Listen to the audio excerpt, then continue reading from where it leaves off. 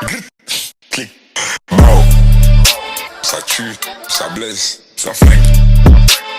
Aïe, aïe, aïe, mao, gazo, clic, mao. Yeah, I like what Jeff said, and it's true. I think from an employee standpoint, knowing they've got a boss that's personally engaged and emotionally engaged in the company to see it succeed and come back to its former glory, I think is huge. Yeah. As part of that, it's obviously not a thing you do by yourself. You don't carry the department or the company by yourself. You've built this team around you. You've got a new leadership team that's in place. Can you talk about the team and kind of what your goals are with them? Yeah, sure. So, I don't just look from a business school standpoint of kind of divided the company into two: profit and loss, essentially two businesses. We have a CEO of the aftermarket business, a gentleman named Ryan Weeks, who came from Bell and Honeywell, who really understands us. And his job is to grow the training piece, the conversions from E to F models to, as well as the spares, overhaul and repair, everything that once a helicopter leaves our door that's needed for the customers to keep flying. And then we have another P&L run by Al Stephen that runs the all the new production, just focuses on the new production of the aircraft. And I'm trying to flow down that those guys are CEOs of their own business and they run their business. They employ the people underneath them that need to get the job done. I give a fairly long leash, get capable, competent people working for us, and let them manage. We have Jack works for a gentleman named Jason Lindauer. Jason,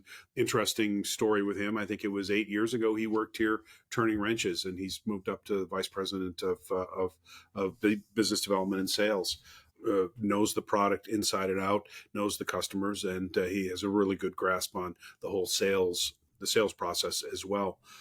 We hired a CFO, and I was funny. Well, the first time I became leadership of a company, I thought the finance people were were the bane of our existence. They were the worst possible life form that you could have.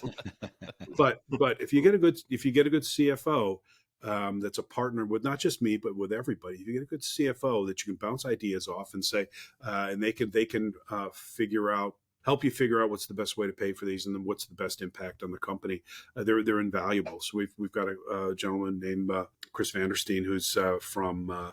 He came here from TransDigm Company, and very, very strong, good balance, I think. With he'll raise the BS flag when he should, and we've got a good balance there.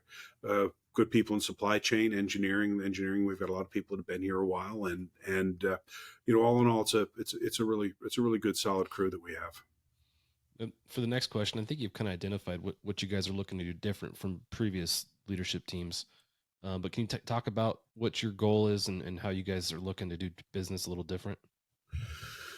Yeah, sure. So, the first one is the aftermarket. It's kind of raised itself to like the priority here. That our aftermarket is the most important part of this business. The second one is I tell people we need to be the stable, boring, predictable helicopter company. Get some stability back with our supply base, with our production, with our employees. We've gone through a couple of years up until August. A couple of years of this whole bankruptcy and with the Zohar fund collapse, that we lost a lot of good people, and people didn't know, are we going to be sold off for parts? Are we going to go to a different buyer? Who knows? So get some stability back here, get some predictability both with our customers as well as our employees. And really fix the aftermarket problems we've had. The second thing is this airplane has not had really any update, any functional update in 20 some years. There's always we talk about glass cockpits and other stuff, but that's just a different way in my mind. It helps situational awareness and a lot of other things. But what I think the importance to I always thought the importance to customers is you either need to be lift more, operating costs less, or have the purchase price less, right? And you can't just work on one of those. You got to have at least two of those things. So we're looking at different things that we can do to freshen up the 500 line on that. There's a couple of companies that are doing modern rotor blades. HTC, who build our blades today, they're building and testing one. Van Horn Aviation is building and testing one. So I think we've got a good relationship with both of those guys, and we're waiting to see how those go. the hope there is to make the road quieter, so we're easier on the ears of the communities, as well as reducing some of the